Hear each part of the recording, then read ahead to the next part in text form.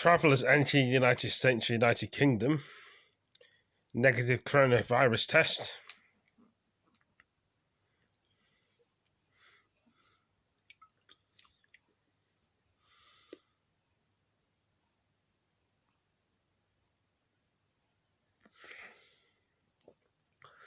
More than 100 flood warnings and heavy rain in England.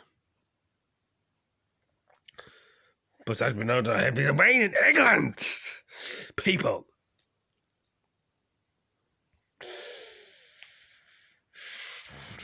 England.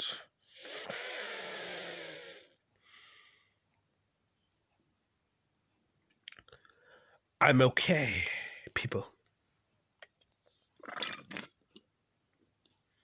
How dare you? How dare you?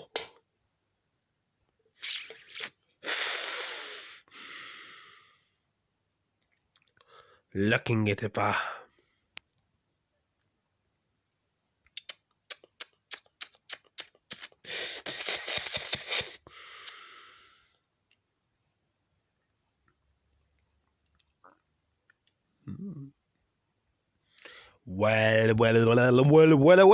Well. No, you know, man.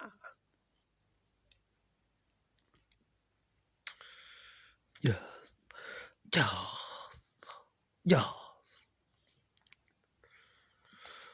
More than 100 flood warnings have stormed from England and from Bellis tomorrow.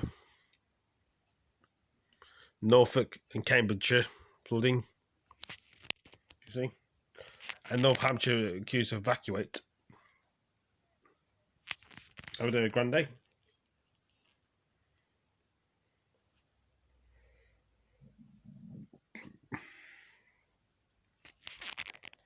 We're talking about the terror attack at Holiday Grande happened in 2017. The singer wants to heal people. Michael Jackson has reportedly been sold for just over £16 million. It's been bought by billionaire businessman Ron Burkle, who's understood to want to sell it on or develop it in the future. It's been sold for much less than the asking price in 2016, which was nearly £74 million. Exclusive figures obtained by Sky News show the number of people seeking to adopt has risen since the pandemic. Adoption agencies say the pandemic has given potential new parents more time to consider their options. And for a bundle. And then for tea. Yeah, will it be time? Oh yeah. Oh, it's always time. It's always time. Oh, yeah. Like all prospective parents, Catherine and Rachel are planning for their new arrival. They were approved as adopters during the summer and couldn't be happier. Life slowed down, hasn't it? And I suppose that for us was the case, that life slowed down. We weren't going out, we weren't doing as many things, we weren't going on holiday. So because you've got that slower pace of life, you have time, don't you? Yeah, I also think it's reevaluated what's important in life. Family is ultimately the most important thing. And I think that is what lockdown has taught us and clearly many others as well. Catherine and Rachel have been matched with a sibling group, and if all goes to plan, could have them home in the coming weeks. Molly managed to adopt her son at the peak of the pandemic. Extraordinary circumstances, but the best of outcomes. Shortly after that, we went to matching panel for our little boy. And then in the middle of lockdown in the summer, we got to bring him home, which was just the best time ever. It was absolutely manic doing it in a pandemic. And we did the whole process virtual, which was bizarre, but really great that it could continue without any delays at all. Everything had to be really strictly risk assessed, and we had to be really careful to isolate before, and him and his foster carer had to isolate before. But we were just so grateful that we could do it regardless of everything that was going on, and that he could come home to us. It was just absolutely wonderful. Research by Sky News has uncovered big increases in the number of people registering interest to adopt during the pandemic. Since the start of lockdown, Adoption UK says traffic on their pages is up 63%. In the southwest, Families for Children found inquiries increased by 65%. And Adoption Matters in the north of England and Wales told us they've had 25% more inquiries. What I will say, though, amid all this disruption, all the coping that's been put in place, is there are actually some opportunities for efficiency where we've got home visits done remotely and virtually by social workers meeting adopters on a computer rather than having to visit their homes. That means the social workers save all the travelling time and they can fit more visits in, virtual visits in a day. So there's actually been some efficiencies and some things that speed up the process. The number of children being adopted is falling, while the number in care is increasing. But there is now a hope with more potential parents coming forward. More children could find the home and family they need. Laura Bundock, Sky News. Warning now, there's some flash photography coming up.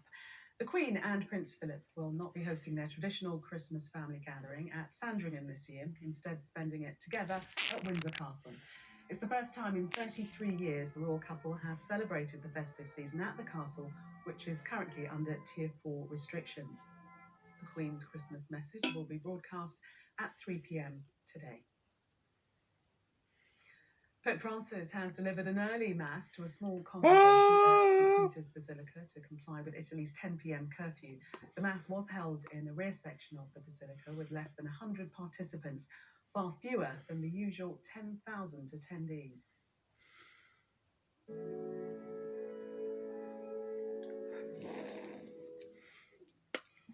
The quieter midnight mass has also been held in Bethlehem. The event usually attracts thousands of foreign pilgrims, but the celebrations were muted by the pandemic, with the Palestinian President Mahmoud Abbas announcing he would miss this year's festivities. Okay. Returning now to that news that the UK has agreed a Brexit deal with the EU. And joining me is the Director of Polity, the former editor of Brexit Central, Jonathan Isaby. Good morning to you. Merry Christmas. Good morning and Merry Christmas. I was having a look at your Twitter feed last night, and you wrote, once again, Boris Johnson has proved the naysayers wrong. While I look forward to seeing the details of the Christmas Eve agreement, all signs point to a deal that ensures free trade and cooperation while respecting UK sovereignty. Merry Brexmas. Do you stand by that? Does the deal have all that your heart would desire?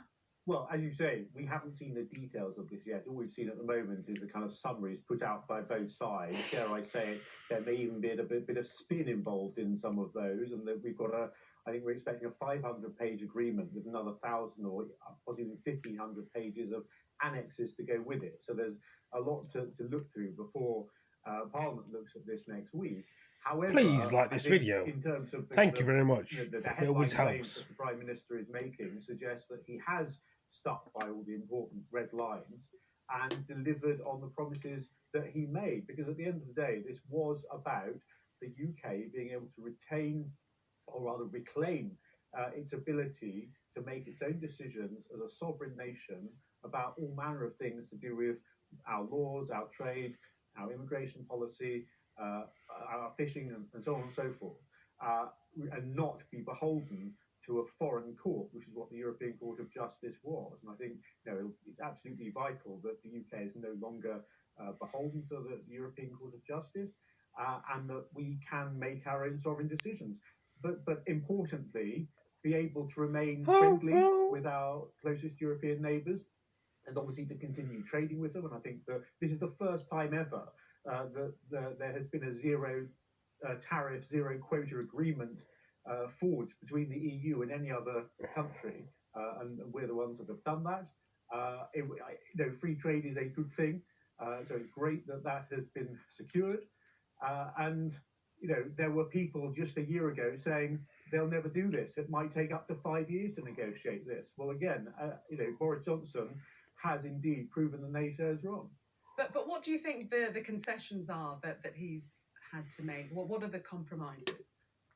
I mean, certainly there's a slightly longer transition period on fishing than some of us would have liked. Although, again, I think the European Union started off wanting a kind of 14-year transition, and the UK was saying 3, and I think it's ended up at 5.5, which is a bit of a compromise that people have got to follow. But it could have been a lot worse.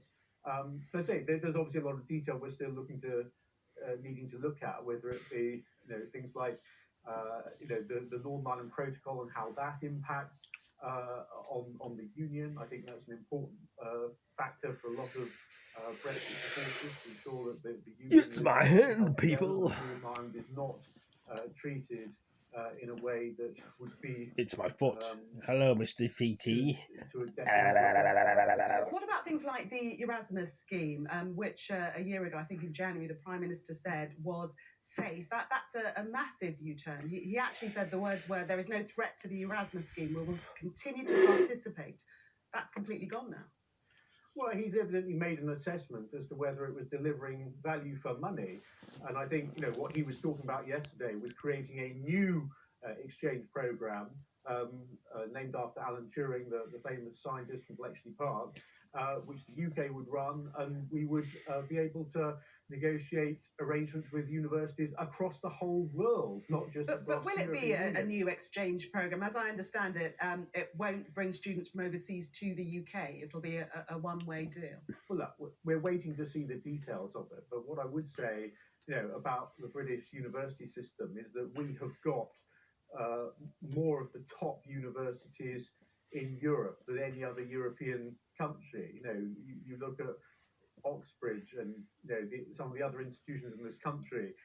People are clamouring to want to come to them, and I have every confidence that whatever South program is London, set Tier up 4. is one that will afford great opportunities. Students, for young people, for British students. Britons will no longer to take go around part. the world. So The you're certain, UK you're certain that it will be reciprocal? Exchange No, I'm not programs. saying that because I don't know and I haven't seen the detail of it yet. But what I do know is that people continue. Before we joined the European Union, people were clamouring to want to come to British universities, and now that we've left the European Union, people will continue to want to come to some of the best universities in the world, which we have in this country. Just to sum up, then, you stand by your tweet. It's a Merry Brexmas. Absolutely, and if one can on Christmas Day go so far as to quote the immortal words of Slade, look to the future now, it's only just begun. Brilliantly done. Thank you very much, Jonathan Isaby. Merry Christmas to you. And to you. Let's bring you some festive news now from France.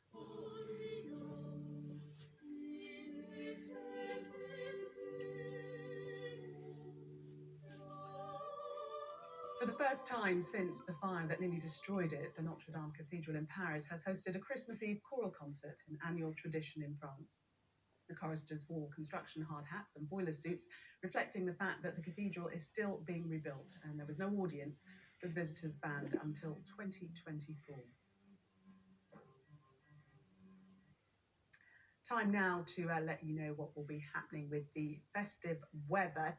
Technically, I think you said it's a white Christmas, technically? Technically, yes. Okay, it's not like a Christmas card scene out there this morning, but for it to be an official white Christmas, that's if you put a bet on it or something, then you need to see a few flakes of snow falling at an observation station, and that has been confirmed by the Met Office. The first place that saw it this morning was Leconfield in the East Riding of Yorkshire. Anyway, let's take a look at the details and see if there's any more wintry showers to come today.